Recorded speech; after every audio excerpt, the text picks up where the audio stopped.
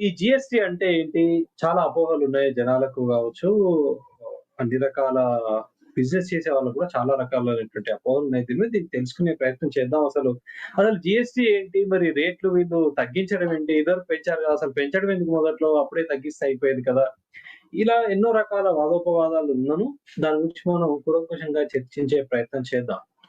అసలు ఈ జీఎస్టీ అంటే ఏంటి? అంటే జీఎస్టీ అంటే ఏంటి? దీనికంటే ముందు ఎన్ని రకాల టాక్స్‌లుండేయి మన దగ్గర? ఎన్ని రకాల పన్ను విధానాలుండేయి? ఒక వస్తువుల పైన కావచ్చు, లేకపోతే సర్వీస్ వాటిపైన కావచ్చు, సేవా విభాగం పైన కావచ్చు, ఏ రకమైనటువంటి పన్నులుండేయి? ఇవన్నీ మనం తెలుసుకోవాలి. దీని చరిత్ర కూడా మనం తెలుసుకోవాల్సినటువంటి ఆవశ్యకత ఉన్నది. ఒకసారి మనం ఇది 2025 సంవత్సరం గదా! 2000 సంవత్సరానికెళ్దాం. ఎందుకంటే అప్పుడు స్టార్ట్ అయింది. అప్పుడు 2000 సంవత్సరంలో వాజ్పేయి గవర్నమెంట్ ఉన్నప్పుడు విజయ్ కేల్కర్ అనేటువంటి ఒక ఎక్స్‌పర్ట్ కమిటీ పెట్టి అసలు ఇప్పుడున్నటువంటి ఈ టాక్స్ ఏదైతే పన్ను మనం తీసుకునేటువంటి విధానం ఉందో దాన్నంతా రిప్లేస్